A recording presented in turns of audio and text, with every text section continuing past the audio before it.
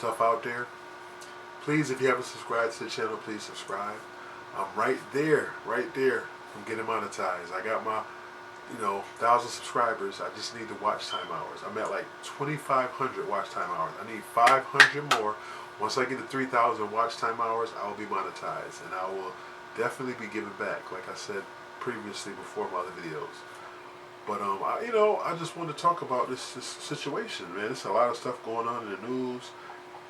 A lot of it is propaganda, if you ask me, but a lot of it is you gotta really sit back and watch and see what's going on and dissect everything. But I just want to break down just a few things I want to discuss. But I'm gonna talk about this latest headline is about this high school student. They're not talking about this a lot, I noticed. It's a high school student. He's probably like 15, 16. He opened fire in I want to say Colorado, and he injured 2 people, and he killed himself in Evergreen High School. But I want to show you the connection. I want to show you what's really going on. This is my opinion, of course. Your boy Justice Shabazz. I don't want to offend anyone. I don't want to. I'm just coming out with, this is my platform, and this is my way of thinking. This is what I feel was really going on. You know what I'm saying? If you really see the agenda, the distractions that they put out there, because this is the anniversary of 9/11. You know what I'm saying? And you notice how things always happen around this time. If you ask me, this is also a deflection of really what's really they don't want to show you is the Epstein files. So, they throw all stuff out there to keep your mind looking one way while everything is really right there. You know what I'm saying? So, I'm going to play some footage, and I'm going to come back and I'm going to break down what I feel was going on out here. Alright? So, here we go.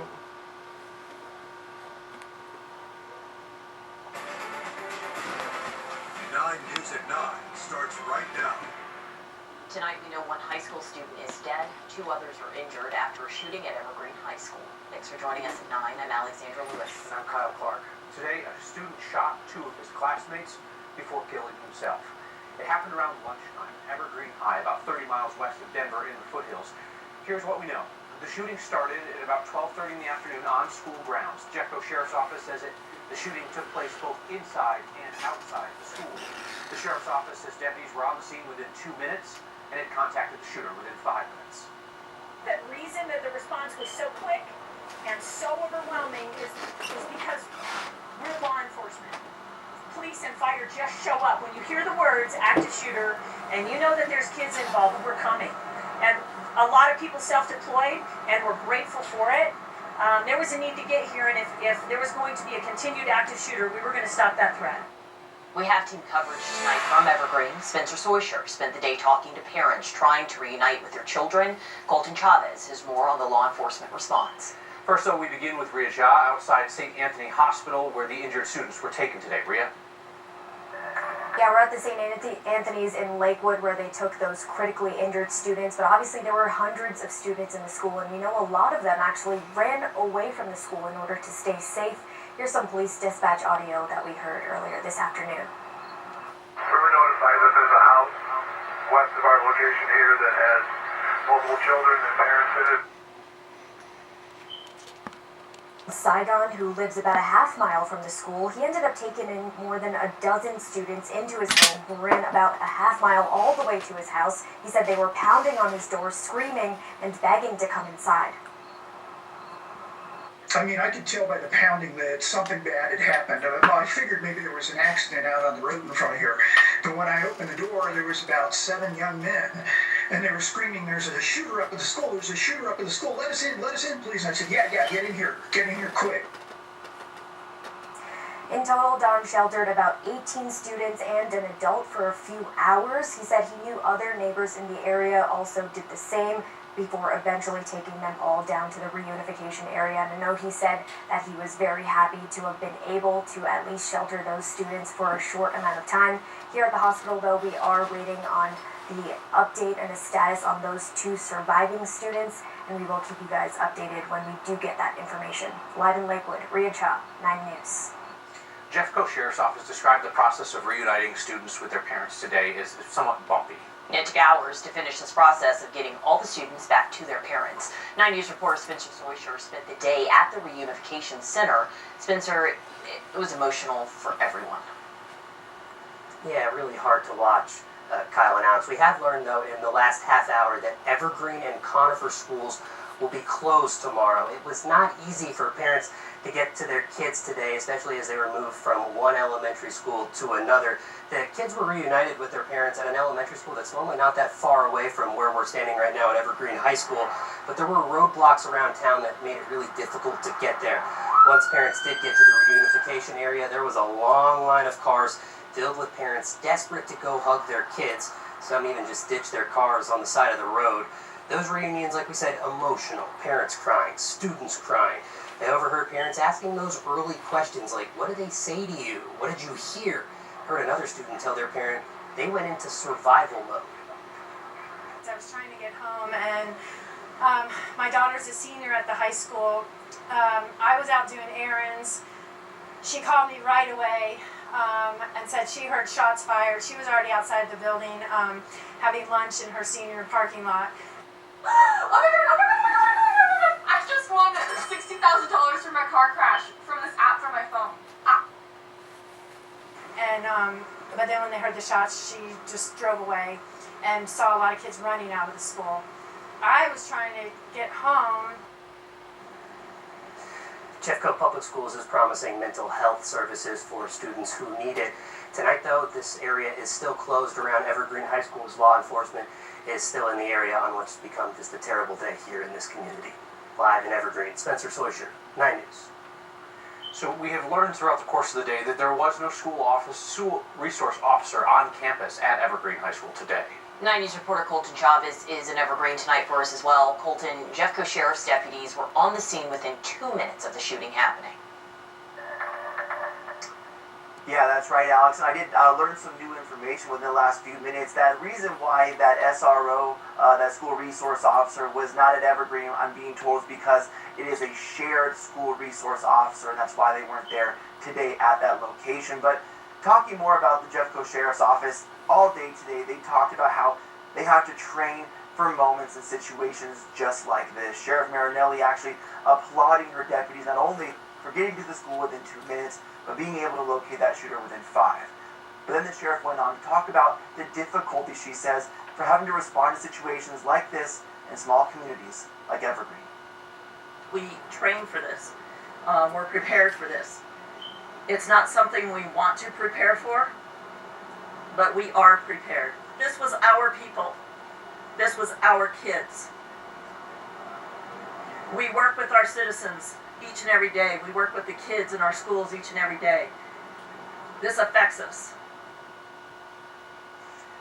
And Alex and Kyle, as you can see behind me, we're still about a mile out from the Evergreen High School, so you can tell there is still a ton of investigation still going on. There is law enforcement with presences being known all over the place still tonight. And one thing that Sheriff Marinelli mentioned at the end of the press conference was, if you see any of these law enforcement officers out here investigating, do your best to give them the most space you can and don't fly any of those drones up in that airspace. Live in Evergreen, Colton Chavez, 9 News. We are hearing from Colorado's elected leaders after today's shooting. Senator John Hickenlooper, a Democrat, talked about the shooting and the broader problem of gun violence in America on Capitol Hill. We're going to put bipartisan experts together and say, how can we, with common sense solutions, reduce the carnage? It's just, I look at those kids. I mean, if we were a terrorist, if there were a terrorist trying to hurt our country, what better thing, what more harmful thing could they do but make our children scared to learn, scared to go to school, right? We're terrorizing ourselves. Democratic Governor Jared Polis echoed those thoughts in a statement tonight. He wrote, "This kind of violence is absolutely no place in Colorado or anywhere, especially our schools, where kids should feel safe to learn and grow." We'll continue covering the story in the hours and in the days to come. You can find more extensive coverage online at 9news.com or on the 9 News app, which is free to download in the Apple and Google Play stores. And switch gears here, talk the weather. It was a hot day today. Okay, let's take it to this. You deserve the best. At Harbor Freight, you can afford what they're not really telling you. Let's look at it. This is what they're not telling you. Investigators have also been combing through the belongings of the teenager who opened fire at a Colorado school Wednesday. Agents have searched Desmond Holly's room and backpack and his locker at Evergreen High School outside Denver. Sheriff's deputies say the 16-year-old had been radicalized by an extremist network. He shot and injured 2 students before fatally shooting himself. The attack sent students running for cover. The state is providing free mental health resources to help the children trying to process this trauma. It's really important to be able to let them know they're not alone. It's okay to talk about it. It's okay to feel all the feelings. And so we want to make sure that we're sharing these free resources, because you might be the one they want to talk to, but we know sometimes that's not the case. This week's shooting happened in the same county as Columbine High School, where 2 teenage gunmen killed 14 people in 1999. Do you see a pattern here, though? This is what I'm saying. It seems like it's a pattern going on with these shootings. And it's been going on since 97 to Colorado. So my thing is, and what radical group? They're not talking about this radical group. There seems to be a pattern. There seems to be some type of propaganda being pushed to what will make a 16-year-old want to go and shoot some, elementary or high school students. Period.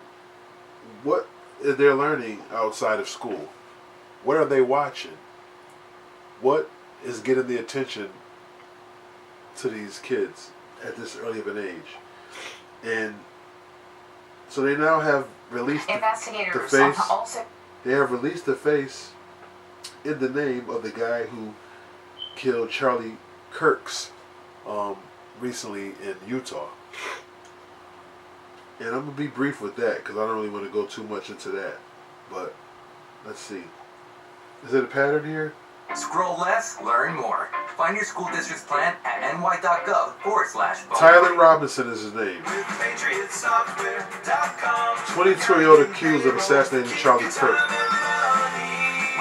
Let's see. Who was Tyler Robinson, the 22-year-old Southwest Utah resident suspected of killing Charlie Kirk?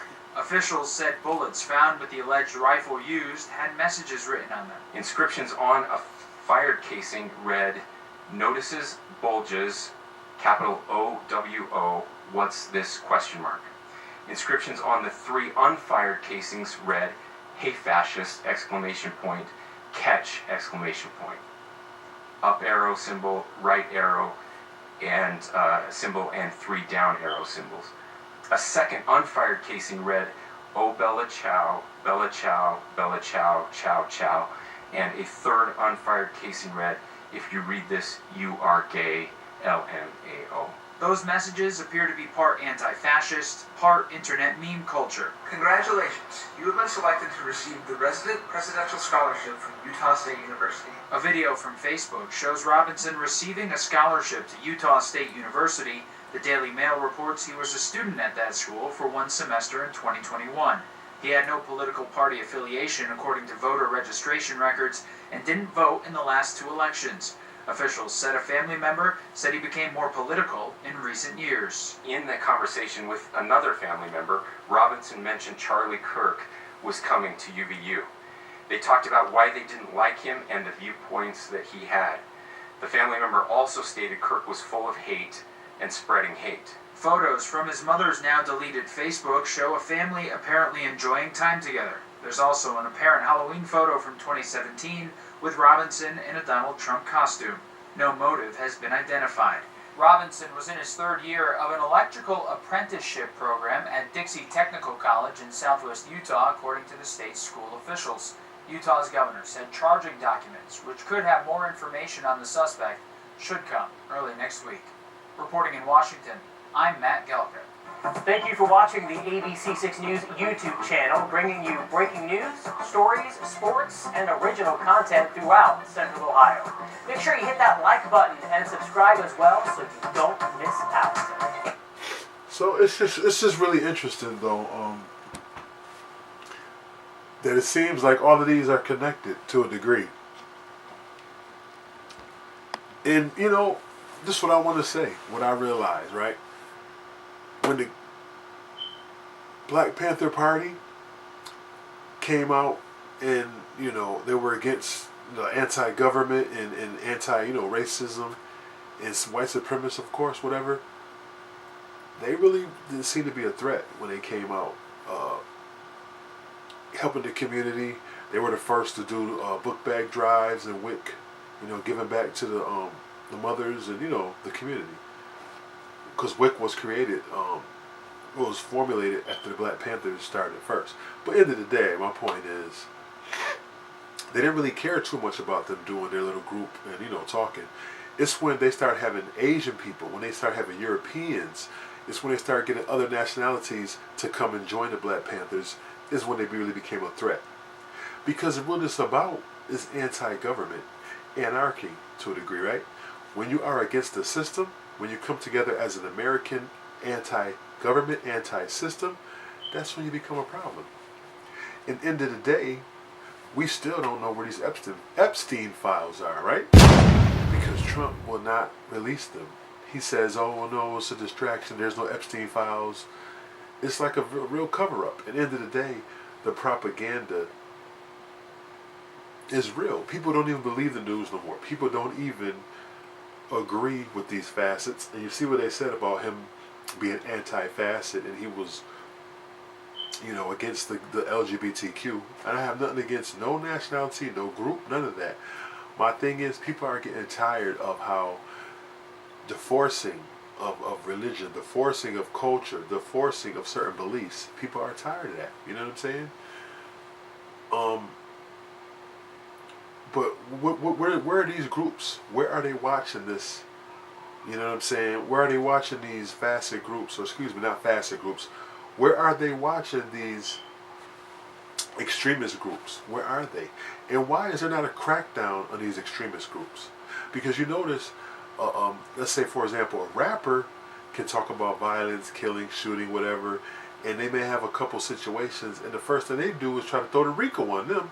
Why was the RICO never put upon the Ku Klux Klan, the Proud Boys, any type of organization that you know, promotes hate, promotes violence, and also has a history of murdering people like the Ku Klux Klan? Why has there not ever been a RICO charge against them? Things that make you go, And maybe it's because the people who are implementing the laws out there are the ones that's committing the laws, that's committing crimes, that's going against the laws they even put in place. I always wonder, who governs the ones who does the governing? You know what I'm saying? You got the Department of Justice, and you got a lot of other organizations that's supposed to watch over people, because there's always supposed to be checks and balances, but it just seems like a lot of things go unturned. So basically, this video what I'm talking about here is just, it seems like a distraction, deflection, but it's also a bigger thing that's going on. And I just want to say, you can feel how you want to feel, but freedom of speech is not free anymore. And, you know, it's almost like how they killed our leaders. When I mean our, I'm talking about the melanated, you know, community, the African American community, FBA, which is Foundational Black Americans. When our community was getting gunned down, or they called the so-called woke people were getting gunned down, no. There were not no outrage. There was no empathy. What they do, they just make a little street after they killed Malcolm X. After they killed Martin Luther King, they made Martin Luther King Boulevard. You know what I'm saying? Let's give them a little boulevard. They'll be happy. But it's like it's selective outrage, and it's people tend to you know, talk about what they want to talk about, and people tend to mourn who they want to mourn. You know what I mean? Which is cool, fine, whatever. But I come to the conclusion, it's not about black, it's not about white. It's about rich and poor, and it's about, if you follow these views, if you're with these people over here, you're fine. But as soon as you go against the grain, as soon as you say certain things that's not common or that's not with the system, the machine, you're going to be targeted. I won't even go into details of my situation working for New York State, how I was targeted by my views, by my leadership, when I start organizing meetings, when I start being for the people. Nah, they didn't like that. You know what I'm saying? So end of the day, this is propaganda. I mean, nobody deserves to lose their life, of course, for their views.